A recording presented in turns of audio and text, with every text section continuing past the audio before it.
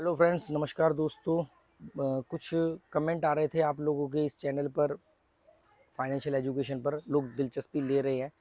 तो कई लोगों ने एक सवाल पूछा कि भी हमें अपने कमाई का या अपनी सेविंग का कितना हिस्सा मकान खरीदने पर या गाड़ी खरीदने पर खर्च करना चाहिए।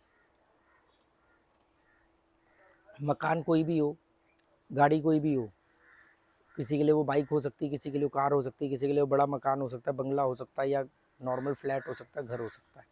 तो जैसे मैंने बताया कि मैं घर खरीदने के हक में नहीं हूँ, फ्लैट खरीदने के तो बिल्कुल हक में नहीं हूँ। इसके बहुत सारे वीडियो मैंने डाले हुए हैं, आप चाहो तो जाके देख सकते हो। पर आज का जो सवाल है वो ये है कि हमें कितने प्रतिशत पैसा इन चीज़ों पर खर्च करना चाहिए। तो देखो, एक सफल अर्थशास्त्री, हम सब अर्थशास्त्री होते हैं, भले ही वो वाले अर्थशास्त्री ना हो जो दुनिया को ज्ञान बांट रहे हैं, पर अपने अपने घर में इंडिविजुअल हर व्यक्ति हर अर्थशास्त्री है। कितना बजट बनाते हो ना, इतना पैसा आया, इतने की राशन डलेगा, इतने पैसा वहाँ होगा, इतना पैसा ईएमआई में जाएगा, इतना पैसा इंश्योरेंस में जाएगा, इतना पैसा बैंक में रखेंगे, इतना पैसा भविष्य के लिए, इतना पैसा सोना खरीदेंगे। ये सब करते हो ना आप लोग, तो आप भी अर्थशास्त्री हो। वो अर्थशास्त्री जो है वो अर्थशास्त्री की जो दुनिया को ज्ञान बांट रहे हैं, पर अपने लेवल पर तो हर आदमी अर्थशास्त्री है अपने लिए। तो क्या होता है कि अर्थ एक सफल इकोनॉमी की कैलकुलेशन करने वाले व्यक्ति की सफलता में एक परिभाषा ये है कि उसकी जो भी कमाई है या जो भी सेविंग है उसका 10%, मैक्सिमम 10% तक हिस्सा अगर वो अपने मकान खरीदने में लगाता है, भले वो ईएमआई पे खरीदे, भले ही वो कैश पे खरीदे, भले ही वो मतलब गाड़ी खरीदे, गाड़ी की ईएमआई में खरीदे करे या कैश में, मतलब 10% हिस्सा उसको अपनी गाड़ी, मोबाइल या अपने घर में लगाना चाहिए अपनी कमाई का। वो है एक सफल व्यक्ति, जिसको हम कह सकते हैं कि जिसको इकोनॉमी की नॉलेज है, जिसको फाइनेंशियल नॉलेज है। आप कहोगे यार ये तो बड़ी बेकार की बात है। बेकार की बात नहीं है, आप उठा के देख लो, वॉरेन बफेट आज भी अपने 70 साल पुराने घर में रह रहे हैं। जितने भी बनिए सिंधी या जो भी इस टाइप के जो लोग होते हैं, जो बड़े मतलब पैसों के मामले में जिनको महारत हासिल है, जिनको हम कहते हैं, मतलब अब तो मैं कास्ट या किसी पर्टिकुलर उससे नहीं कहना चाहता, वर्ण से, क्योंकि अब कोई भी वर्ण वाला कोई भी काम कर सकता है, ठीक है। तो पर मेरा कहने का मतलब है, जो भी आदमी थोड़ा सा बिजनेस माइंड रखता है या बिजनेस माइंडेड है, आप कभी भी नोटिस कर लेना, वो अपने गाड़ी घोड़े में ये जो मकान, ईएमआई, फ़ोन, समाज सेवा, रिश्तेदारियाँ, इन मतलब स्पेशली घर और गाड़ी में, और मोबाइल वोबाइल इस तरह की जो जिसको हम लाइबिलिटी मानते हैं। घर भी एक लाइबिलिटी होता है, आप मेरा वीडियो देख लेना जाके, ठीक है। कुछ ही कंडीशन के अंदर घर लाइबिलिटी नहीं होता, पर मैक्सिमम कंडीशन में घर लाइबिलिटी होता है। फ्लैट तो बिल्कुल ही होता है।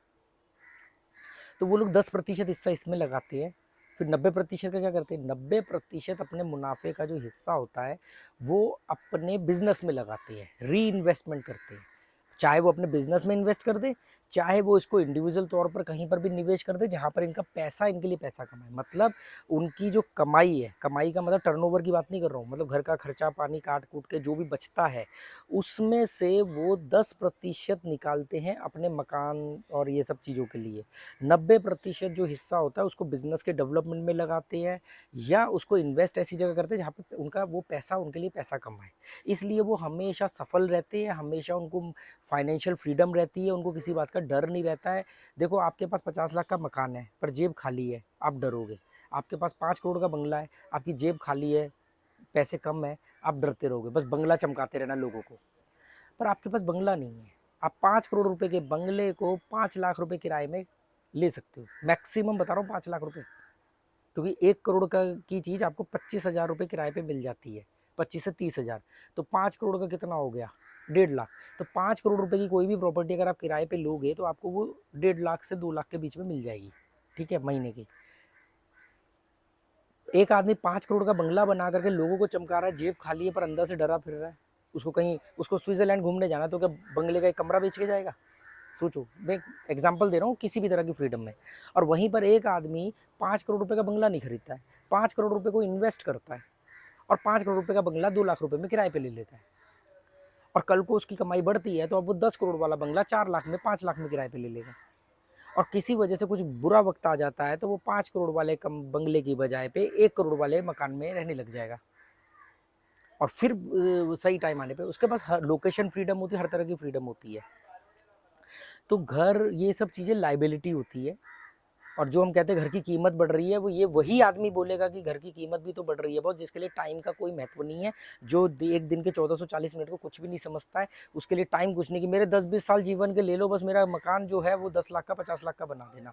मेरा 1 करोड़ रुपए का बंगला 3 करोड़ का हो गया है जी, मेरा 1 करोड़ का बंगला आज 5 करोड़ का हो गया। हाँ, वो बात अलग है, मेरे जीवन के 15 साल निकल गए उसमें, तो वो 15 साल उसके महत्व ही नहीं है, उसको, वो निकम्मा आदमी है, उसको मालूम है 15 साल में मैं कभी भी ज़िंदगी में 3 करोड़ कमा नहीं सकता था।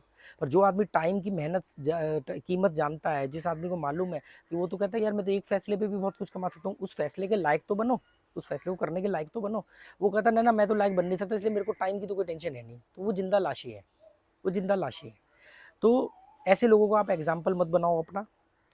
मैं मकान खरीदने और इस सब को बिल्कुल मना नहीं कर रहा हूँ। 10% से ज़्यादा आप इसमें इन्वेस्ट मत करो। 10% से ज़्यादा आपका बजट जो है इन चीज़ों पर नहीं खर्च होना चाहिए, चाहे वो ईएमआईज़ के रूप में हो, चाहे वो कैश में खरीदने के लिए आप पूरे कॉर्पस फंड का भी इसमें 10% या 20% ही लगाओ मैक्सिमम, अगर वन शॉट में खरीद रहे हो तो। इंडिया के अंदर लोग 90% हिस्सा मकान और गाड़ियों में लगाते हैं। मकान, गाड़ी, मोबाइल, स्पेशली गाड़ी और मकान, 90%। और कई बार तो लोग इतने मूर्खता की इंतहा पार कर देते हैं कि 90 छोड़ो, जेब में 100 रुपये हैं, 300 रुपये का मकान खरीदते हैं, लोन लेते हैं, उधार पकड़ते हैं, ब्याज पकड़ते हैं, फिर मुहूर्त करते हैं, और फिर बाद में सब खा पी करके चले जाते हैं मुहूर्त में, और उसके बाद में फिर वो 15-15 साल, 10-10 साल तक अपनी ज़िंदगी गधों खच्चरों की तरह, नर्क की तरह जीते हैं। तलवार हमेशा डर लगा लटकती रहती है कि आज नौकरी चलेगी तो क्या करेंगे, आज बिजनेस फ्लॉप हो गया तो क्या करेंगे। फिर अपने आप को बेचारा प्रिटेंड करते हैं कि यार हमारी ईएमआई है ना, हमारे तो बच्चों की। ऐसे ही आपको एक बजट बनाना पड़ेगा बच्चों की फीस का। मैं बताऊंगा कि बच्चों के फीस पे कितना पैसा खर्च करना चाहिए। बच्चों के भविष्य के नाम पे बेमतलब जो हर महीने आप पैसा खर्च कर रहे हो ना, उसको अगर आपने 50% भी जोड़ लिया तो बच्चे का भविष्य तो वैसे ही बन जाएगा। ठीक है ना।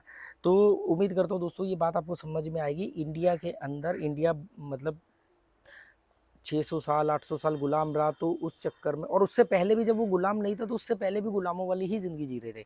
तब हम जाति के आधार पर गुलाम थे, धर्म के आधार पर गुलाम थे, धर्म के गुलाम थे। तो गुलाम तो हम शुरू से रहे हैं, हमें आज़ादी मालूम ही नहीं होती क्या है। अब आज़ादी, अब देश आज़ाद हुआ है, थोड़ा बहुत शहरों में रहने वाले लोग आज़ाद हुए हैं, तो वो अपनी ही फैसलों के गुलाम हो गए हैं। अच्छी भली आज़ादी से लाइफ चल रही है, तरक्की के नाम पे, कंपटीशन के नाम पे जा करके एक 15 साल के लिए मकान लोन पर ले लेंगे, और 15 साल के लिए गारंटी दे देंगे कि मैं गुलामी कर करके बैंक को ब्याज के साथ ये पैसा लौटाऊंगा, और मैं मर गया तो मेरे भी बच्चे लौटाएंगे। अगर वो भी ये ना कर पाए तो आप मकान को कब्जे में लेके मैं लात मार के बाहर निकाल देना। ये है सो कॉल्ड एजुकेटेड लोग।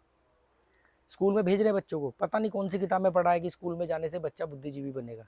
स्कूल में जाने से बच्चा एक किसी पर्टिकुलर फील्ड में क्वालिफाई कर पाएगा।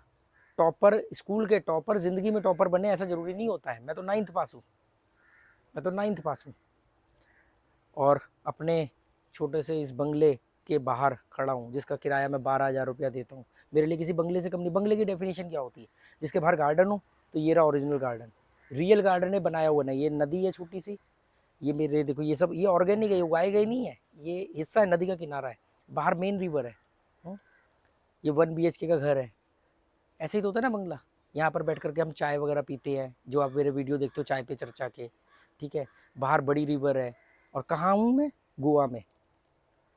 ऐसा नहीं कि ये कोई मैं दिल्ली या किसी गाजियाबाद की बात कर रहा हूँ, मैं गोवा में हूँ, तो गोवा में हूँ तो मैंने अपने फैसलों से अपनी ज़िंदगी ऐसी बनाई है। इसमें कोई पढ़ाई का रोल थोड़ी है। मैंने पढ़ाई छोड़ दी थी, जो जिन लोगों ने नहीं छोड़ी, जो मेरे दोस्त थे, तो वो आज भी शहरों में वही गुलामों वाली ज़िंदगी जी रहे हैं। और वो आते हैं अपनी भड़ास निकालने के लिए 2-3 साल में 5 दिन 4 रातों का पैकेज लेकर के गोवा। तो उम्मीद करता हूँ दोस्तों कुछ ट्यूबलाइट जलेगी। Okay, goodbye, thank you.